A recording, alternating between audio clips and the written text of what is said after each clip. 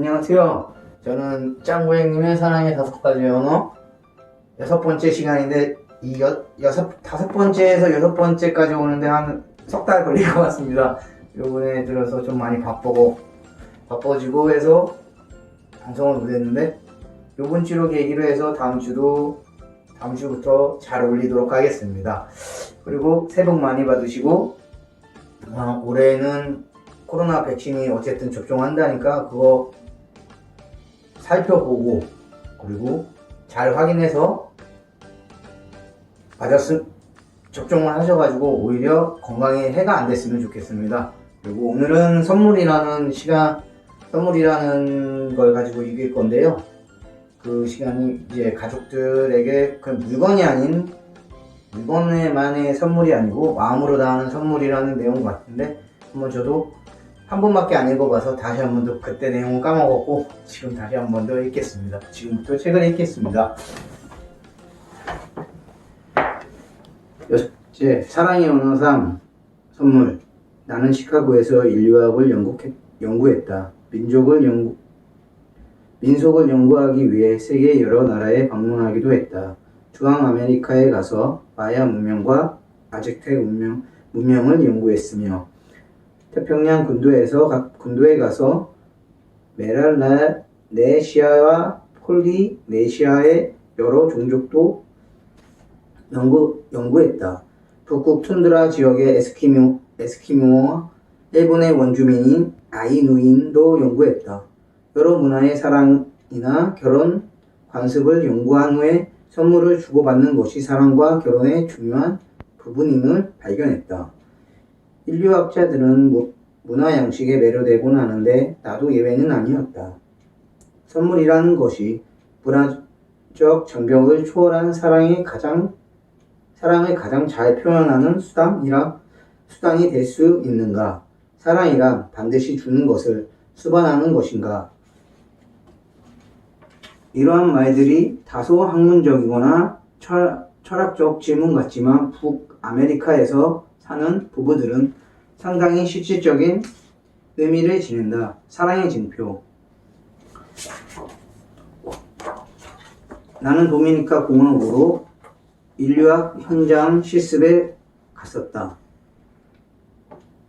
우리는 카브리에 해안에 사는 인디언을 연구하기 위해 갔었는데 여행 도중 나는 프레드라는 남자를 만났다. 그는 카브리인은 아니고 28살의 젊은 흑인이었다. 프레디는 다이너마이트로 고기를 잡다가 한 손을 잃었다. 그 사고 이후 그는 어업을 계속할 수 없었다. 우리는 많은 시간을 함께 보내면서 그의 문화에 대해 이야기를 했다. 프레드의 집을 처음 방문했을 때 그가 내게 게리씨 주스 좀 주시겠어요? 라고 묻기에 좋습니다 라고 대답했는데 동생에게 게리씨에게 주스 좀 갖다 드려 라고 말했다. 그의 동생이 밖으로 나가 더러운 진흙을 걸어 나무 위로 올라가더니 초록색 코코넛 열매를 따 가지고 내려왔다. 열어봐 라고 프레드는 명령했다. 벌채용 칼로 3번 정도 손을 빠르게 움직이더니 코코넛 위에 삼각형 구멍을 냈다. 프레드는 코코넛을 그대로 내게 건네주면서 마시지요 하고 권했다. 아직 초록색이긴 하나 그것은 사랑의 징표라는 사실을 알고 훌쩍 다 마셔버렸다. 나는 그의 친구였으며 그는 친구에게 주스를 대접한 것이었다. 그 자그마한 섬을 떠날 준비를 하고 있을 때 프레드는 또 하나의 마지막 사랑의 징표를 내게 주었다.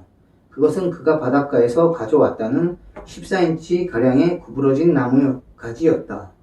나뭇가지는 오랫동안 바위 위에서 부대끼다 보니 겉이 보들보들했다. 프레드는 이 나뭇가지를 도미니카 해안에 오랜 세월이 있었던 것이기에 아름다운 섬을 기억하게 하는 정표로 주고 싶다고 했다. 지금도 나는 그 나무가지를 집어들을 때마다 카브리의 아름다운 파도 소리를 듣는 듯하다. 그렇지만 그것이 도미니카 공화국을 생각나게 한다기보다는 보다 사랑의 기억을 불러일으키곤 한다. 선물이란 그것을 손에 쥐고 자 이것 좀 봐. 그가 나를 생각하고 있어. 아니면 그녀가 나를 기억하고 있거든 하고 말할 수 있는 것이다. 선물을 줄 때 우리는 반드시 그 사람을 생각한다. 선물 자체에 그 생각을 상징하는 것이다. 값이 얼마나 되느냐가 상관없다. 중요한 것은 상대방을 생각하고 있다는 것이다. 중요한 것은 마음속에 있는 생각이 아니라 사랑의 표현으로 선물을 준비하고 주는 과정이 드러난 생각인 것이다. 어머니들은 아이들이 뜰락에서 선물로 따온 꽃을 기억한다. 어머니는 자신이 꽂고 싶지 않은 꽃이지만 그 꽃을 통해 사랑을 느낀다. 아이들은 어릴 때부터 부모에게 선물을 주고 싶어 한다. 이것은 선물을 주는 것이 아니라 사랑의 본질적인 부분임을 잘 나타내는 준다. 선물은 사랑을 나타내는 상징이다.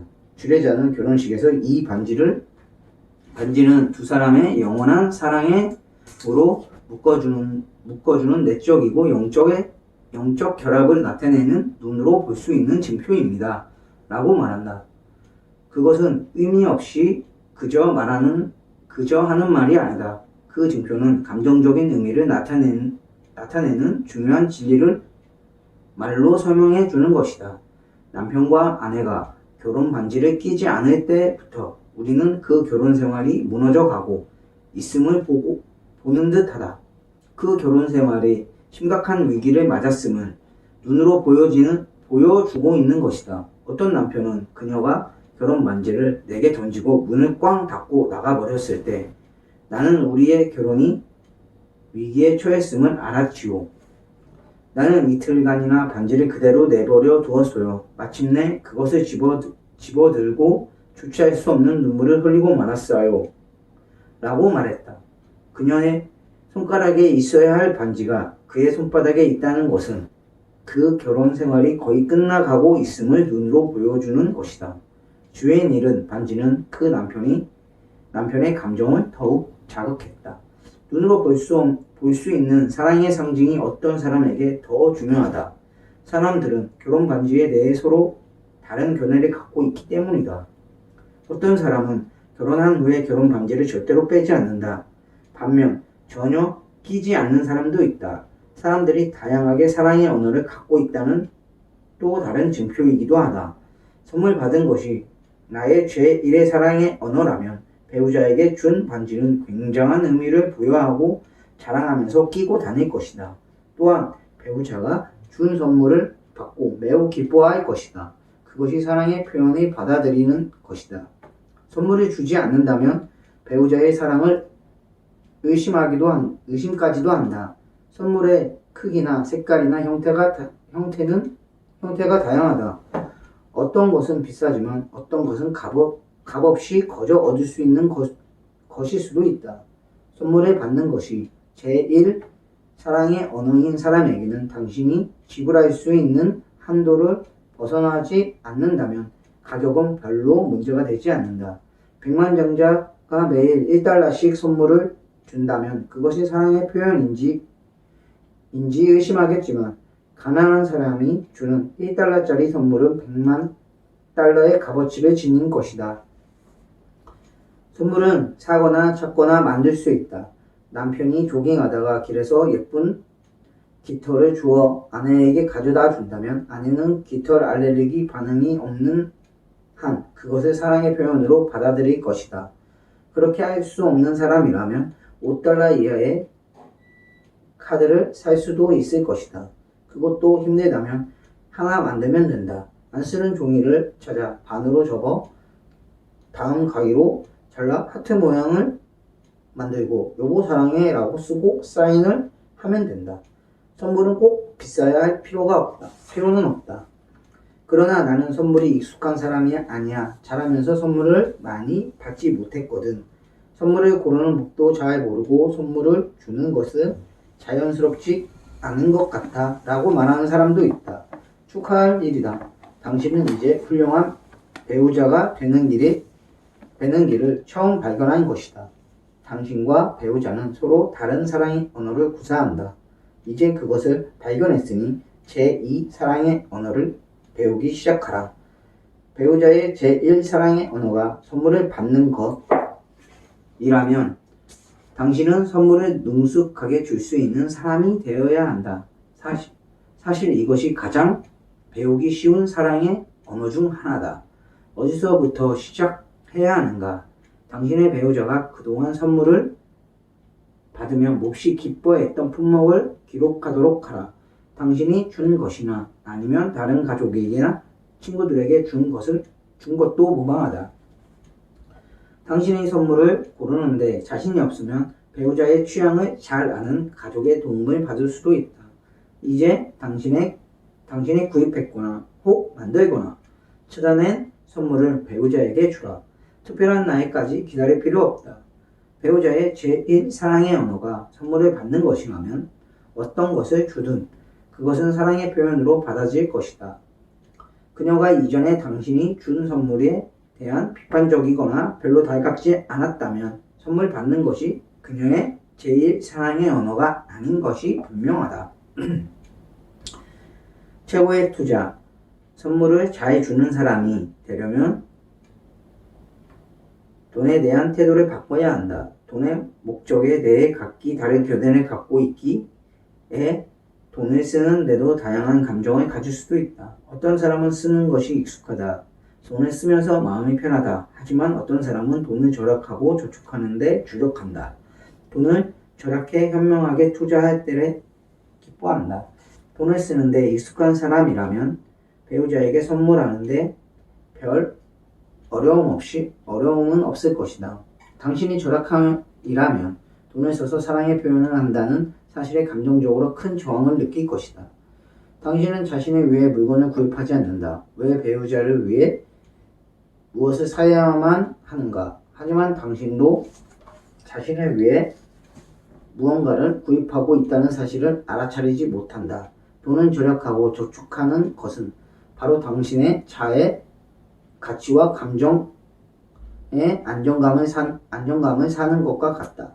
돈을 다루는 방법으로 당신은 당신의 감정적 욕구를 다스리는 것이다. 그러나 당신이 지금 취하는 행동은 배우자의 감정적 욕구를 충족시키지 못한다. 배우자의 제1 사랑의 언어가 선물 받는 것을 알았다면 당신의 배우자를 위해 선물을 구입하는 것이 가장 좋은 투자라는 사실을 이해해야 한다. 당신의 배우자에게 투자해 배우자의 사랑 탱크를 채우고 있다. 그 사랑 탱크가 꽉 차면 배우자는 당신을 이해하는 사랑의 언어로 보답할 것이다. 부부는 감정적인 욕구가 충족될 때 그 결혼 생활은 전혀 새로운 국면으로 접어들 것이다. 배우자에게 투자하는 것을 꺼리지 말기 바란다. 당신은 진정한 의미로 투자하는 사람이 될 것이다. 사랑하는 배우자에게 투자하는 것은 바로 우량 주식에 투자하는 것과 같기 때문이다. 자신이 선물이 돼 손에 쥘 수 있는 선물보다 더 큰 기쁨을 줄 수 있는 눈에 보이지 않는 선물이 있다. 나는 그것을 자아의 선물 혹 존재의 선물이라고 부른다. 배우자가 당신을 필요로 할 때 함께 있는 것이 제1 사랑의 언어가 선물인 사람에게는 큰 소리로 사랑의 언어를 구사할 수 있는 것이다. 걸칠 수 있다. 언젠간 내 남편 던은 나보다 야구를 더 사랑해요? 라고 했다. 왜 그런 식으로 말하지요? 라고 물었다. 우리 아이가 태어나던 날 그는 야구 경기를 했어요. 그가 야구 경기를 하고 있는 오후 내내 나는 병원 침대에 혼자 누워 있었지요. 아기가 태어났을 때는 남편이 함께 있었어요? 네. 그는 단지 아기가 태어날 때만 있었고 10분 후에 야구 경기하러 다시 갔어요. 나는 몹시 지쳐 있었어요. 우리 삶에서 가장 중요한 순간이기에 내내 함께 있기를 원했어요. 하지만 저는 야구 경기를 위해 나를 버렸어요. 그 남편은 장미꽃 다발을 보내기도 했지만 병원에 있는 아내 옆에서 같이 있는 것과 비길 수 없었다. 쟤는 그러한 일로 몹시 상심했다.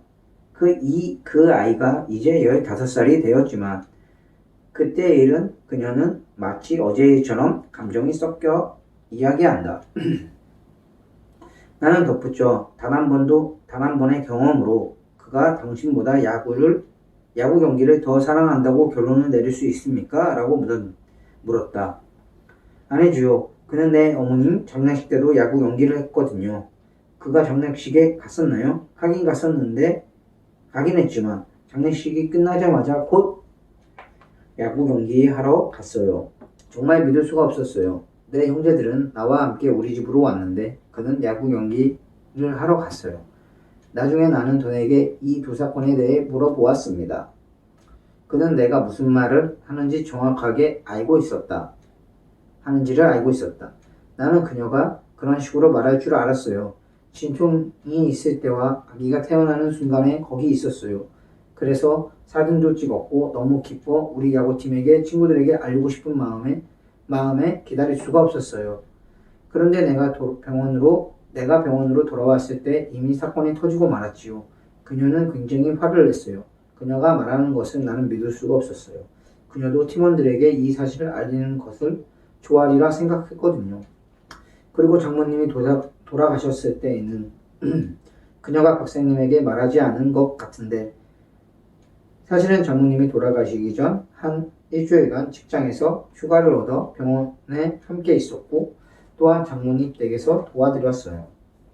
장모님이 돌아가시고 장례식이 끝난 후에 내 할 일은 다 했다고 생각했어요. 나도 좀 쉴 필요가 있었지요. 야구 경기를 하는 것이 스트레스로 부터 벗어나는데 도움이 될 거라 생각했어요.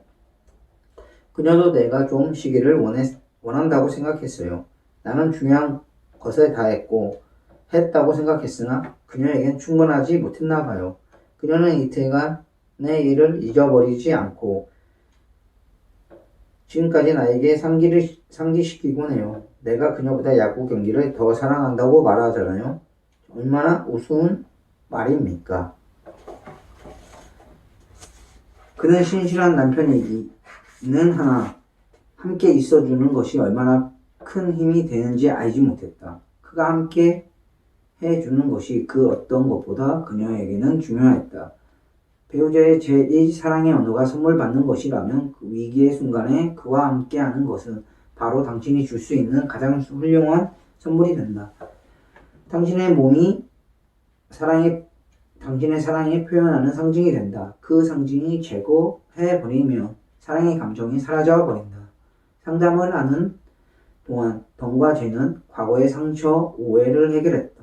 제는 점차 그를 용서하게 되었고 더는 자신의 존재가 왜 그녀에게 중요한지를 깨닫게 되었다. 배우자와 함께한다는 것이 당신에게 중요하다면 그것을 배우자에게 말로 표현하라. 마음을 읽고 알아서 해주기를 기대하지 마라. 배우자가 오늘 밤, 내일 혹은 오늘 오후에 당신이 나와 함께 있었으면 좋겠어요 라고 말할 때 그 요구를 진지하게 받아들이라. 당신이 생각하기에 그것이 별 대수롭지 않을 수도 있다. 그래서 그 요구에 반응하지 않는다면 당신은 결국 당신의 의도와 전혀 다른 메시지를 전달하게 된다. 어떤 남편이 내게 와서 말했다. 내 어머니가 돌아가셨을 때 나의 직장 상사는 그녀에게 장례식에 참석할 수 있도록 단지 2시간만 내주고 오후에 다시 일터로 돌아와야 한다고 했습니다. 아내는 직장 상사에게 남편이 자신이 필요로 하기에 하루 종일 남편과 함께 있어야 한다고 했습니다. 그 상사는 당신이 하루 종일 자리를 비우면 직장을 잃게 될 수도 있다라고 했습니다. 아내는 내게는 직장보다 남편이 더 중요합니다 라고 대답했고 하루 종일 나와 함께 있었습니다. 어쨌든 그날 나는 아내가 이전에 어느 때보다 나를 사랑한다고 느꼈습니다. 나는 그때 아내가 한 일을 결코 잊을 수 없어요. 그녀는 직장을 잃지 않았습니다. 그 상사는 곧 직장을 떠나게 되었고 아내가 대신 그 자리로 옮기게 되었어요. 이 아내는 자기 남편의 사랑의 언어를 구사했으며 이 남편은 결코 그것을 잊을 수 없었던 것입니다. 잠시만 물 좀 먹고 올게요.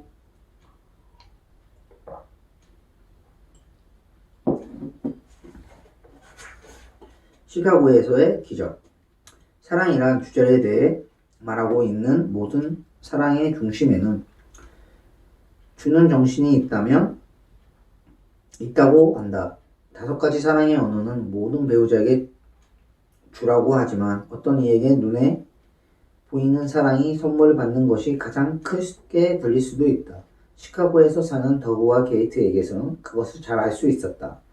그들은 결혼 생활의 세미나를 참석했는데 토요일 오후 세미나가 끝나자 오헤어 공항으로 나를 데려다 주었다. 비행기에 탑승하기까지 두세 시간의 여유가 있었음을 알고 그들은 내게 식당으로 가지 않겠냐고 물었다. 배가 몹시 고프기도 하기에 제의를 받아들였다. 자리에 앉기가 무섭게 게이트는 이야기를 하기 시작했다. 체프먼 박사님, 하나님이 우리 결혼 생활에 기적을 베풀려고 당신을 보내셨어요. 3년 전에 우리 부부는 처음으로 박사님이 하는 결혼 생활 세미나에 참석했습니다. 그때 나는 절박한 심정이었습니다. 나는 더그 곁을 떠날 것을 심각하게 고려하고 있었으며 사실 남편에게도 그렇게 말했지요. 우리의 결혼 생활은 오랫동안 공허했습니다. 나는 완전히 포기한 상태였습니다. 여러 해 동안 진정한 사랑이 필요하다고 토로해 왔지만 그는 아무런 대꾸도 없었지요. 내가 아이들을 사랑하며 아이들도 나를 사랑한다는 것을 알고 있었지만 남편에게서는 아무것도 느낄 수 없었어요.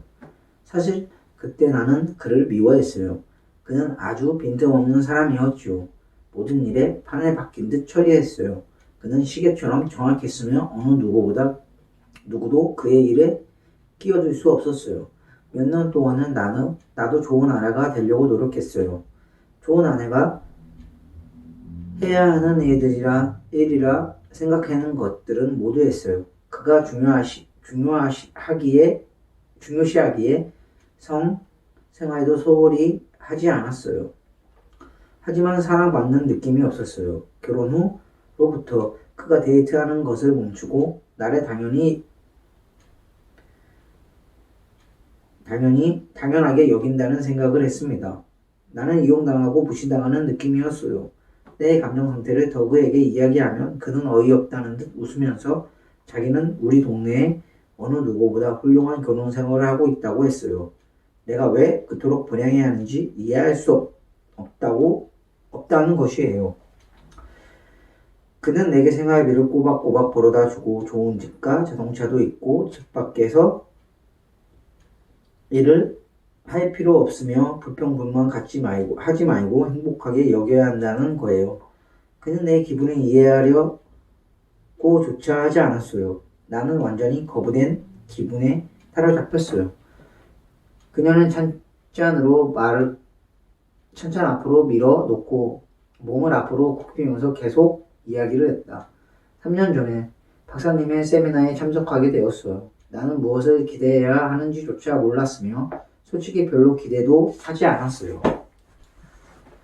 나는 그 어느 누구도 더그를 변화시킬 수 없다고 생각했지요. 세미나가 계속되는 동안 더그는 말을 많이 하지 않았어요. 그렇지만 좋아하는 것 같았어요. 그는 박사님을 재밌다고 했어요. 그러나 그는 세미나에서 들은 것에 대해 나와 이야기하지는 않았어요. 나도 기대하지 않았기에 묻지 않았답니다. 그런데 월요일 오후 그가 직장에 돌아오더니 내게 장미 한 송이를 내미는 것이었어요. 당신 이거 어디서 났어요? 라고 내게 물었지요. 내가 물었지요. 집에 오다가 꽃집에서 하나 샀소. 당신을 생각하고 산 것이오. 라고 했어요. 나는 울먹이며 여보 당신 참 자상하군요. 라고 말했어요. 화요일 오후 1시 30분쯤에 나에게 전화를 걸어 저녁 식사로 피자를 사가면 어떻겠냐는 것이었어요.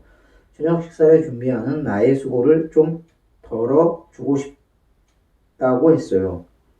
당신의 생각이 참 멋있다고 했더니 그는 정말 피자를 사가지고 왔고 우리는 함께 재밌는 시간을 보냈지요. 아이들도 피자를 좋아하면서 아빠한테 고맙다고 하더군요. 나는 그를 껴안으며 너무너무 기뻤다고 했지요. 수요일엔 퇴근할 때 그는 아이들에게 크래커 한 봉지씩 사다 주고 내게는 아주 예쁜 화분 하나를 사다 주었어요. 당신의 꽃은 금방 시들지만 식물은 오랫동안 살 수 있기에 내가 더 좋아할 것 같아 사왔다고 하는 거예요. 나는 꿈속을 헤매고 있는 듯 했어요. 남편이 지금 무엇을 하고 있으며 왜 그러는지 믿을 수가 없었어요. 목요일에는 저녁 식사를 다 끝난 후에 그가 내게 카드를 하나 내밀기에 읽어보았더니 항상 말로 사랑을 다 표현할 수 없기에 카드에 자기가 얼마나 나를 사랑하고 있는지 적었다는 거예요. 토요일에는 아이들을 맡기고 우리 둘이 외식하러 가면 어떨까? 라고 그 제안에 나는 즉각적으로 그거 참 좋은 생각이에요. 라고 대답했지요. 금요일 오후에 그가 쿠키 가게에 들려 우리 식구 모두가 좋아하는 쿠키를 사왔어요. 그는 후식으로 먹기 위해 사왔고 더욱이 모두를 놀래주려고 나중에 꺼내는 것이었어요. 토요일 밤까지 그러한 일이 계속 생겼어요. 나는 남편이 무슨 생각을 하는지 통 알 수 없었어요. 하지만 나는 그 순간을 놓치지 않고 계속 즐겼지요. 식당에서 저녁 식사를 끝낸 후 나는 물었어요. 당신에게 무슨 변화가 일어나고 있는지 말해줘요. 도무지 이해할 수 없어요. 그녀는 내 쪽을 바라보면서 이야기했습니다. 제프먼 박사님, 밝혀두어야 할 시간이 있어요. 이 사람은 결코 결혼 이후 단 한 번도 꽃을 사오지 않았거든요. 단 한 번도 카드를 주지 않았고요. 그는 항상 이것은 돈만 낭비하는 거야. 카드는 단 한 번 보고 쓰레기통에 버리잖아. 라고 했어요. 지난 5년간 딱 한 번 외식했어요. 그는 아이들에게도 아무것도 사주지 않았을 뿐만 아니라 나에게도 꼭 필요한 것 외에는 못 사게 했거든요. 그는 한 번도 피자를 사오지 않았어요. 언제나 저녁은 집에서 먹어야 했어요. 내 말은 그의 행동에 갑작스러운 변화가 왔다는 거예요. 나는 더그를 향해 그녀가 식당에서 도대체 어찌 된 일이냐고 물었을 때 무엇이라고 대답했습니까? 라고 물었다. 세미나에서 사랑에 대한 강의를 들었을 때 당신의 사랑의 언어가 선물이라는 사실을 알았다고 그녀에게 말했습니다. 또 몇 년 동안, 아니 결혼 후에 한 번도 선물을 주지 않았음을 깨달았지요.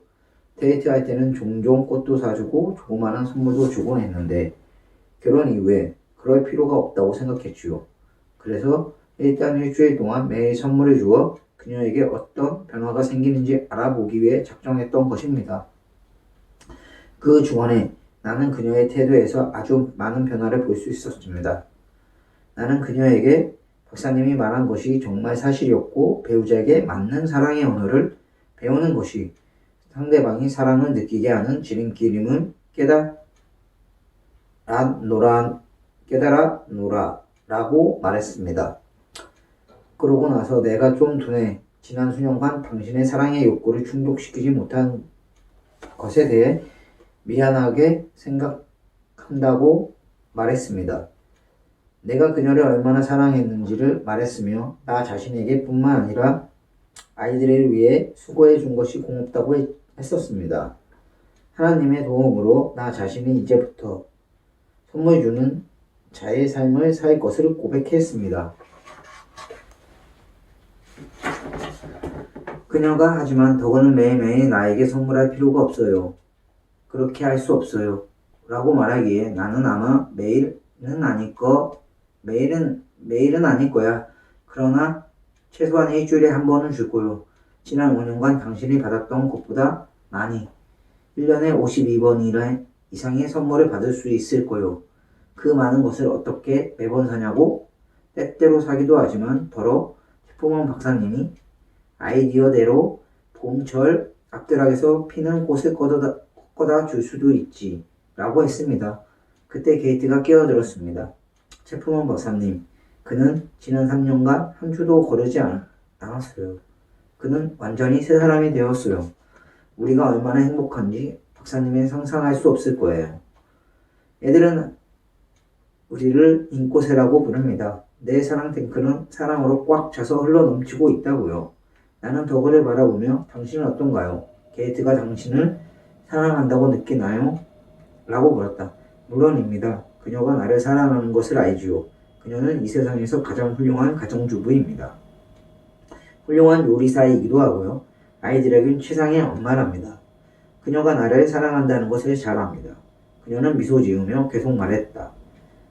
이제 내 사랑의 언어가 무엇인지 아시겠지요? 그렇지 않나요? 물론 나는 알고 있다. 그리고 그녀가 왜 기적이라는 단어를 사용하는지도 안다. 선물은 반드시 비싸야 되는 것이 아니며 매주 한 번씩 줘야 되는 것도 아니다. 그 가치는 금전적인 값어치를 수반되는 것도 아니다. 사랑에 깃든 것이면 무엇이든 된다. 돈의 여유가 없을 때 서로가 선물을 주는 방법에 대해서 어떤 것이 있는가? 배우자의 사랑 1. 팁. 배우자의 사랑의 언어가 선물일 경우 1. 선물 퍼레이드를 한다. 아침에 배우자를 위해 사탕 박스를 남겨두고 오후에는 꽃 배달을 시키고 저녁에는 선물 한 가지를 한다. 웬일이냐고 물으면 그냥 당신의 사랑 탱크를 채워주려고 하는 거예요. 라고 대답한다. 2. 자연이 이끄는 대로 따라간다.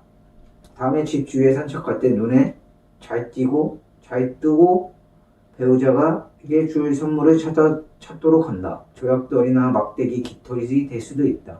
이 자연의 선미는 은밀을 표명한다. 예를 들어 예쁜 조약돌은 수많은 역경을 통해 연단된 결혼생활을 의미한다. 3. 직접 내 손으로 만든 오리지널 선물을 만든다. 4.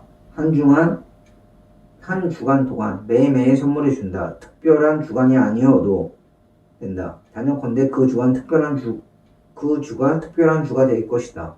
여력이 있다면 특별한 달도 만들어도 좋다. 걱정하지 말라. 배우자는 이런 일을 일생으로 할 것으로 기대하지 않을 것이다. 5. 선물 아이디어 노트를 만들라. 배우자가 이 선물이 마음에 들어 라고 말할 때 반드시 기록해 둔다. 잘 들었으면 선물로 줄 것들을 알 수 있다. 그러면 선물을 고를 때 도움이 된다. 아이디어를 얻기 위해 함께 좋아하는 쇼핑 사이트에 서핑하는 것이 좋다. 6. 도움을 줄 사람을 찾는다. 반드시 배우자를 위한 선물을 어떻게 고를지는 막막하다면 배우자를 잘 아는 친구나 가족에게 도움을 청한다. 대부분의 사람들은 선물 고르는 것을 도와주는 일을 즐겨한다. 특히 돈으로 사는 것을 좋아한다. 7. 함께 있어 주는 선물을 준다. 배우자가 이번 달 당신이 원할 때 당신과 함께 있어주는 선물을 주겠어요? 언젠가 좋을지 말하면 최선을 다할 거예요 라고 말한다. 적극적으로 준비하라. 8. 배우자에게 책을 주면 당신도 읽겠다고 동의한다. 매주 한 장씩 토의하고 내가 읽는 책을 고르지 말며 상대방의 관심이 있어 하는 주제와 예를 들어 섹스, 축구, 자수, 돈관리, 자녀 양육, 종교 등에 대한 책을 선택한다. 9. 배우자의 생일이나 결혼기념일에 그가 다니는 교회나 자선단체에 기부한다. 자선단체에서 그 기부 내역에 배우자에게 알리는 카드를 보내도록 한다. 그 단체도 배우자도 좋아할 것이다. 살아있는 것을 선물한다. 배우자를 위해 나무를 심거나 화분을 구입한다. 정원에 나무를 심고 정성스럽게 가꾸거나 허락된다면 공원에 나무를 심어 여러 사람을 볼 수 있게 한다. 이런 선물을 두고두고 기억합니다. 책은 다 읽었고요. 물 한 잔 먹고 제가 생각했던 거를 말씀드릴게요. 사랑의 증표는 이제 반지가 될 수도 있고 목걸이가 될 수도 있고 뭐 여러 가지 될 수가 있어요. 내가 주는 선물이 될 수가 있는 거. 저는 저희가 이제 커플링, 결혼 반지도 따로 있지만 커플링이 있는데 저는 웬만해 거의 커플링을 빼지 않거든요. 이 첫 번째 나왔던 것처럼 이게 저의 사랑의 징표고 계속 이게 와이프에 대한 제가 제 사랑의 표현이기도 하고, 그리고 와이프가 아침마다 이제 좀 먹을 걸 많이 사주는데 그래서 요즘에 살이 많이 올라와가지고, 그리고 그래서 그 항상 사주는 것들을 맛있게 먹어주고 항상 이렇게 해주거든요. 그러니까 선물을 준 게 있으면, 그러니까 이제 그게 팔찌건 뭐 이런 것들이면 항상 좀 착용, 와이프가, 그러니까 남편분이 주던 와이프가 저에게 주던 그런 것들이 있으면 항상 착용하고, 만약에 이게 그 표현이 아닐 분들이라도 와이프가 볼 수 있게끔 이렇게 착용해주면 또 그래도 상대방이 서로가 서로에게 좋은 점이 될 수 있을 것 같고, 최고의 투자는 어쨌든 뭐 선물은 금전적으로 이제 와이프가 좋아하는 게 어떤 거냐에 따라서 틀린 거지만, 저희 와이프 같은 경우에는 자신이 갖는 것도 좋아하지만 자기 부모님에게 이렇게 선물 같은 거 조금씩 하는 걸 굉장히 좋아하거든요. 되게 그거를 되게 즐겨요, 살짝. 그래서 와이프한테 지금 아직 장미꽃을 안 사준 지 한 3개월이 지났는데, 장미꽃 사면서 장모님이 근처에 집에 있기 때문에 같이 사다 주거든요. 그러면 와이프가 2배로 기뻐하더라고요. 그러니까 화이트데이 때나 뭐 이럴 때나 뭐 이렇게 할 때 본인한테만 주는 게 아니고 자신의 가족들에게도 함께 이렇게 같이 나눠주면 그 와이프가 되게 함께 그 딱 그 한박 웃음이 하트가 뿅뿅뿅 날려요.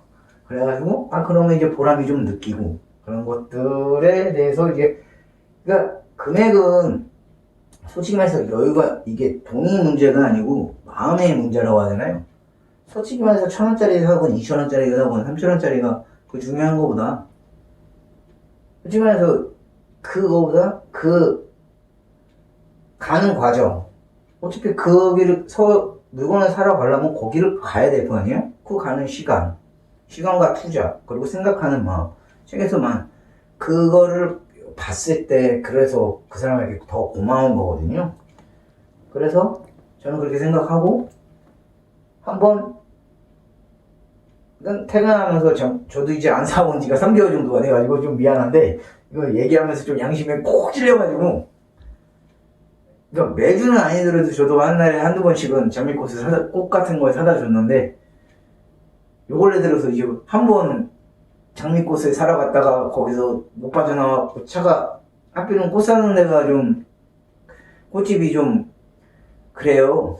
거기서 빠져나오는 데가 30분 걸려가지고, 그래서 그 꽃집을 잘 못 들려요, 무서워서. 집에 오면 30분 더 걸려갖고. 근데 이제는 내일이나 내일 모레부터는 이제 저도 다음 주부터 옷을 한 주간 한 번씩 사다 줄까 하고 생각합니다. 그리고 자신의 선물이 된다는 것은 이게 어떤 의미인지 모르겠는데, 이건 함께하는 시간하고 비슷한 것 같아요. 내가 같이 함께 있어주는 시간, 와이프가 원하는 시간, 그리고 와이프가, 이거는 이렇게 생각하시면 될 것 같아요. 오늘 장모님하고 만약에 이제 아버님하고 통화했거나 장모님하고 통화했을 때 와이프가, 나는 오늘 엄마랑 같이 있고 싶어, 아니면 동생이랑 점심 먹으면 안 될까? 이럴 때 나랑 같이, 난 그분 같이 있고 당신이 같이 먹어줬으면 좋겠어. 그 사랑하는 사람도 먹고 내가 나와 함께 있을 시간이잖아요. 그렇기 때문에 같이 있어줬으면 하는 바람인데 내가 거기서 싫어 이러면 혼자 갔다 올래? 이러면 당연히 거기서 그 다음에 저녁에 싸움나요. 그렇기 때문에 그냥 거기서는 아 이게 날 원하는 시간이구나, 내가 이렇게 같이 해줘야 되는 시간이구나. 솔직히 피곤하고 뭐 하더라도 솔직히 그거는 잠깐 내가 잠시 피곤한 거지, 피곤하다고 생각을 안 하고 그냥 갔으면 막상 가면 또 즐겁거든요. 왜냐면 그 얘기도 나눌 수 있고 서로 분위기가 좋거든요. 또 와이프의 눈에서 하트가 뿅뿅 나요. 기분 좋아서. 그렇기 때문에, 그리고 그 하루가 기분이 좋더라고. 그렇기 때문에 내 자신의 선물이 된다는 건 와이프가 나하고 함께 나 이번 주에 어디 갈래? 뭐 이렇게 나 오늘 뭐 이번 주에 쉬고 싶어. 집에서만 저희는 일주일에 이제 토요일마다 이제 쉬니까 제비뽑기 하거든요. 교회를 댕기긴 하지만. 그리고 와이프가 저희는 이제 올해 1월 1일부터 이제 가정예배를 자꾸 집에서 드리기 시작해서 녹화를 잘 못했어요. 시간이 좀 애매모호하기도 하고 제가 3교대도 왔다 갔다 갑자기 근무 변경이 많이 돼가지고 그러다가 지금 야간은 안 들어가고 이제 주간만 하게 되었고 기도로 인해서 가정예배를 드림으로써 그래서 와이프하고 함께하는 이 가정예배도 드리고 나 자신이 이 가정예배를 갑자기 이제 인도하면서 대화를 나눌 수도 있고 서로 감사에 서로가 하루에 5가지 감사를 나누거든요. 서로가 서로에게 아니면 3가지씩 2가지씩이라도 서로가 오늘 하루가 뭐가 감사했냐, 뭐가 했냐, 뭐 이런 식으로 해서 한 가지 주제를 갖고 꼭 교회의 말씀이 아니더라도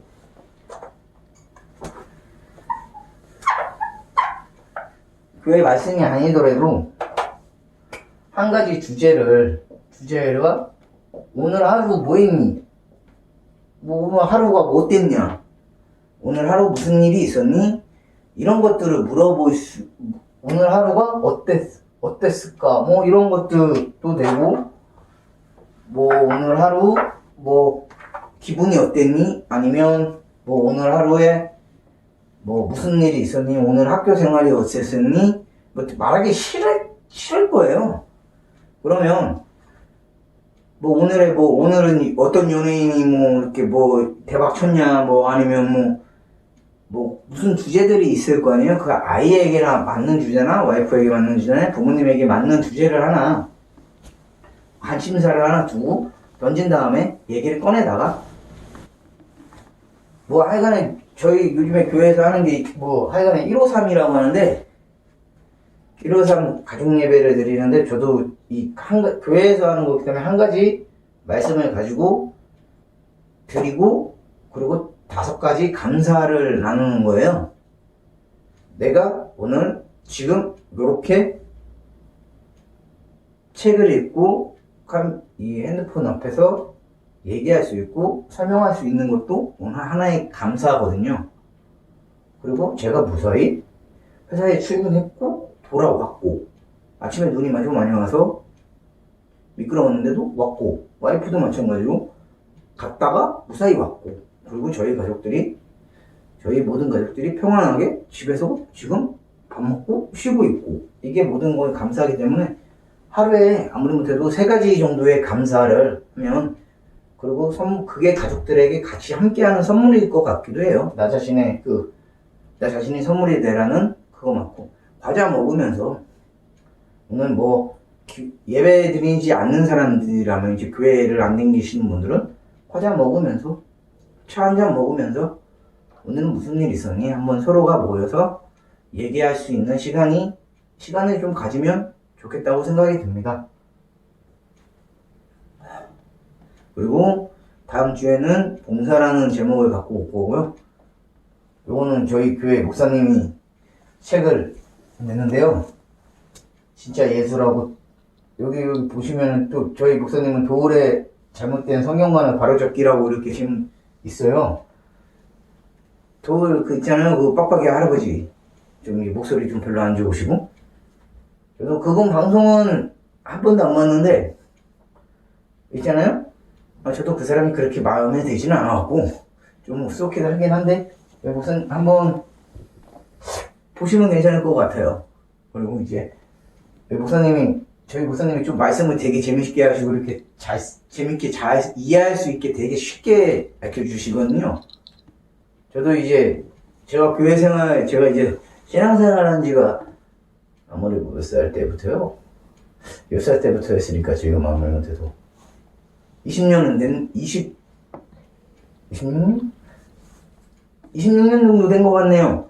근데 막상 진짜 제대로 지금 목사님에게 지금 제대로 배워갖고 한 2년 정도, 이제 한 1년 반? 2년? 2년 정도 진짜 요번에 되게 신앙생활을 되게 재밌게 하고 있거든요. 이제 제가 웬만해서 성격이 자충우돌 뭐 이런 거에서 남의 말에 잘 안 듣는 고집부통이라. 근데 요번에 우리 목사님 말은 되게 잘 듣고, 뭐 여러 가지 프로그램을 다 따르고 있어요. 와이프하고 하고 있고, 와이프가 안 한다고 해도 와이프 딛고 가서 하고 있고. 되게 목사님이 이 글 쓰는 것도 재밌고, 이거 말고 다음 주에는 하나님에 관한 질문, 예수님에 관한 질문 책을 보여줄 건데,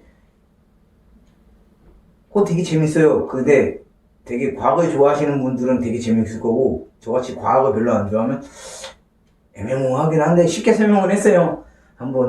요거 한번 책 구매를 해보시든지, 아니면 그냥 한번 인터넷 블로그로 한번 검색을 해보시든지 해가서 한번 보셨으면 하는 책입니다. 감사합니다. 다음 주에는 봉사로 들어오겠습니다. 감사합니다.